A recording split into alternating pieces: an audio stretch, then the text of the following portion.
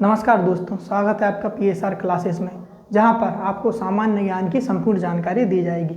यदि आप मध्य प्रदेश के सभी एग्जाम जैसे कि Madhya Pradesh teacher eligibility test, Madhya Pradesh sub inspector, Madhya Pradesh constable, पटवारी बहुत साल बाद आता है लेकिन तब भी पटवारी और मध्य प्रदेश आयोग के एग्जाम को निकालना चाहते हैं तथा एसएससी जीडी एसएससी के अंतर्गत आने वाले तथा बैंक के अंतर्गत आने वाले सामान्य ज्ञान की जानकारी पाना चाहते हैं तो आप बहुत सही प्लेटफॉर्म पे हैं। आपको हम इसके अंतर्गत संपूर्ण सामान्य ज्ञान की जानकारी देंगे।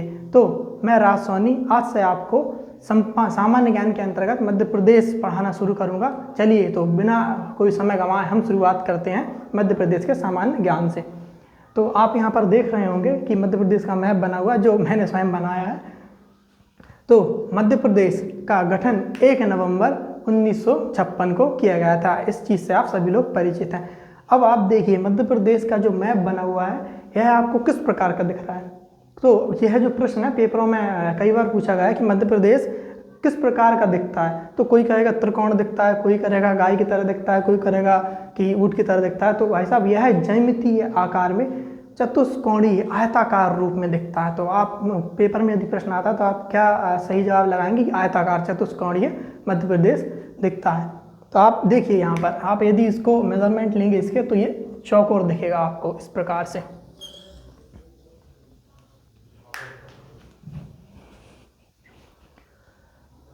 आगे बढ़ते हैं हम अन्य जानकारी की ओर। तो मध्य प्रदेश की राजधानी आपको पता है भोपाल है। आज हम मध्य प्रदेश के सामान्य मतलब बहुत जीरो लेवल से जानकारी प्राप्त करना शुरू करेंगे। लेकिन यह जो जीरो लेवल का ज्ञान है यही अधिकतर प्रश्नों में पूछा जाता है और हम इन्हीं प्रश्नों के पीछे गलत हो जाते हैं और हम अपने पेपर को 1-2 नंबर से पीछे हो जाते हैं। तो आज हम मध्य प्रदेश के जो नाम हैं, कई नाम है, मध्य प्रदेश को कई नामों से जाना जाता है जैसे कि हृदय प्रदेश, सोया प्रदेश, बाघ प्रदेश। तो इन सब नामों की जानकारी लेंगे तो इन सभी नामों को नोट डाउन भी करेंगे। तो मैं अब इस मैप को यहाँ से मिटा रहा हूँ। आप चाहो तो इस मैप को देख सकते हो, बना सकते हो। बाकी मैं मिटाने के बाद यहाँ पर सभी मध्य प्रदेश के जो नाम कहते हैं उनका नाम लिखूंगा, फिर उनके बारे में सामने जानकारी दूंगा। तो मैं कुछ मिनट देर के लिए यहाँ से हटता हूँ। आप नोट डाउन कर लीजिए इसको, फिर मैं इस मैप को मिटा दे दूँ।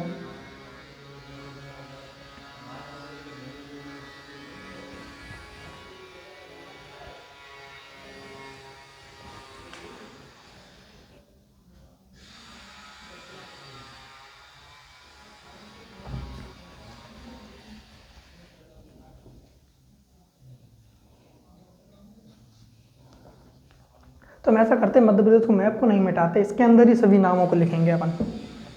तो मैं इसमें थोड़ी जगह खाली कर लेता हूँ, फिर इसके अंदर ही मैं सभी नामों को लिखूंगा, बाहर भी लिख दूंगा।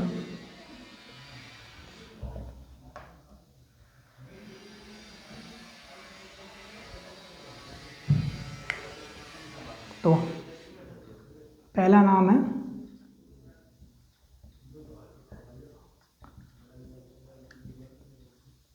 हृदय प्रदेश, दूसरा नाम है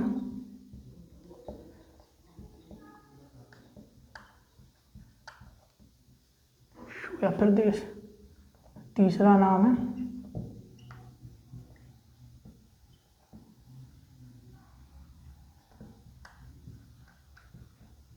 जनजातीय प्रदेश,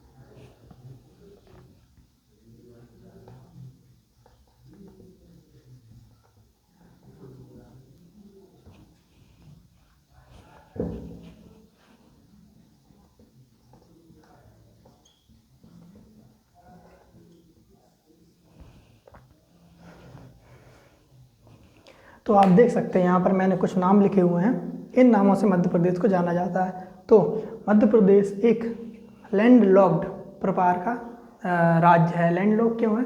क्योंकि यह स्थल से घिरा हुआ है, ना कि समुद्र से। अब आप कहेंगे कैसे समुद्र से नहीं घिरा हुआ? तो आप देख सकते हैं मध्य प्रदेश के आसपास जो बॉर्डर लगते हैं, गुजरात, महाराष्ट्र, उत्तर प्रदेश, छत्तीसगढ़, ये सभी राज्य स्थल के रूप में, ना ही जल के रूप में। जल राशि कोई भी मध्य प्रदेश को नहीं घेरती, इसलिए यह को भू आवेष्टित राज्य या लैंडलॉक्ड राज्य कहा जाता है। तो अच्छा, मध्य प्रदेश जो है भारत के सेंट्रल में, केंद्र में, इसलिए इसको हृदय प्रदेश कहा जाता है। मध्य प्रदेश में सर्वाधिक मात्रा में जनजाति पाई जाती हैं, इसलिए मध्य प्रदेश को जनजातीय राज्य भी कहा जाता है। मध्य प्रदेश में सर्वाधिक मात्रा में बाघ पाए जाते हैं।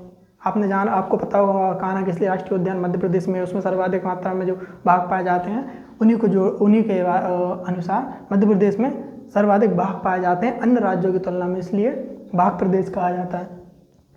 मध्य प्रदेश में सर्वाधिक सोयाबीन उत्पन्न होता है, इसलिए मध्य प्रदेश को सोया प्रदेश कहा जाता है। सबसे पहले देवास में ही सोयाबीन का उत्पादन किया गया था। यह प्रश्न भी आया था पिछली बार पेपर में कि सोयाबीन का उत्पादन सर्वप्रथम मध्य प्रदेश का हुआ, तो देवास में हुआ था।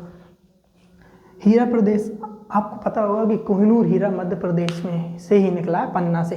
तो आप देखिए यहाँ पर हीरा प्रदेश कहा जाता है, इसलिए इसे कोहिनूर नगरी भी कही जाती है।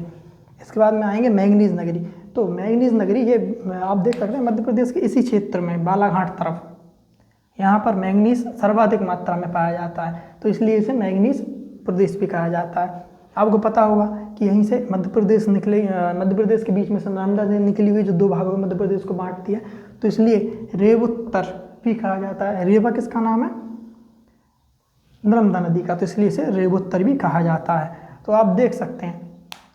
अच्छा, मध्य प्रदेश में मध्य प्रदेश में विविधताएं बहुत पाई जाती हैं, जैसे कि जनजाति, यहाँ पर अधिकतर बहुत सारी जनजाति पाई जाती है, तो उनके रीति रिवाज अलग अलग, बाघ पाए जाते हैं यहाँ पर, हीरा, मैंगनीज, सोयाबीन, मतलब बहुत विविधताएं पाई जाती हैं। आप इस तरफ जाएंगे तो आपको वर्षा अधिक मात्रा में होती है, आप इस तरफ जाएंगे तो यहाँ पर गर्मी बहुत पड़ती है, आप इस तरफ जाएंगे तो यहाँ पर ठंड बहुत पड़ती है। तो इस प्रकार से बहुत विविधता पाई जाती है, इसलिए इसे लघु भारत या लघु प्रदेश की भी संज्ञा दी जाती है।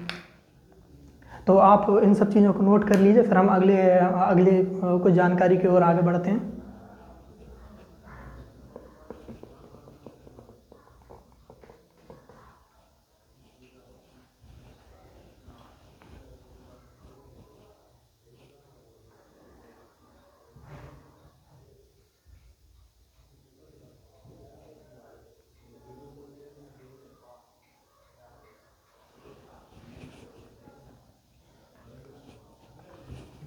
तो मैं मिटा देता हूँ इसको।